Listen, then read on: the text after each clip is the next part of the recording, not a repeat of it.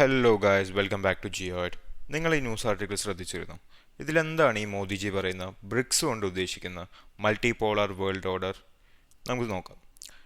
Brazil, Russia, India, China എന്നീ 5 രാജ്യങ്ങൾ 2006 കൂടി ചേർന്ന് നിർമ്മിച്ച ഒരു മൾട്ടി ഗവൺമെൻറ്റൽ ഓർഗനൈസേഷനാണ് ഈ ബ്രിക്. ഇതിലോട്ട് 2010 സൗത്ത് ആഫ്രിക്ക ജോയിൻ ചെയ്യുന്നതോടെ അവർ ബ്രിക്സ് ആയി മാറുന്നു. ഇപ്പോൾ കറൻ്റ്ലി 10 മെമ്പേഴ്സ് ഉണ്ട് കേട്ടോ. ഇറാൻ, UAE, ഇത്യോപ്യ, ഈജിപ്റ്റ് എന്നിവ 2024 2025 ഇന്തോനേഷ്യ കൂടെ ജോയിൻ ചെയ്തിരുന്നു. അപ്പോൾ എങ്ങനെയാണ് ഈ ബ്രിക്സ് ഒരു മൾട്ടിപോളർ വേൾഡ് ഓർഡർ എസ്റ്റാബ്ലിഷ് ചെയ്യാൻ ഉദ്ദേശിക്കുന്നത്? നമുക്ക് നോക്കാം.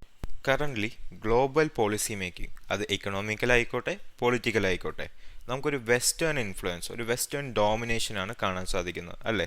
എസ്പെഷ്യലി US-ൻ്റെ ഈ ഒരു ഡോമിനേഷൻ, ഈ ഒരു മേജർ ഇൻഫ്ലുവൻസ് കുറയ്ക്കാനും എമർജിങ് എക്കണോമിയായ ഇന്ത്യ പോലുള്ള രാജ്യങ്ങൾക്ക് ഗ്ലോബൽ പോളിസി മേക്കിങ്ങിൽ ഒരു ഈക്വൽ റെപ്രസെൻറ്റേഷൻ, അതാണ് ബ്രിക്സിൻ്റെ one of the most important motives. അതേപോലെ തന്നെ ഗ്ലോബൽ എക്കണോമി കൺട്രോൾ ചെയ്യുന്ന ഡോളറിൻ്റെ ഹോൾഡ് കുറയ്ക്കാൻ വേണ്ടി അവർ സ്വന്തമായിട്ടൊരു ബ്രിക്സ് യൂണിവേഴ്സൽ കറൻസി കൂടെ ഇപ്പോൾ ഡെവലപ്പ് ചെയ്തുകൊണ്ടിരിക്കുന്നുണ്ട്.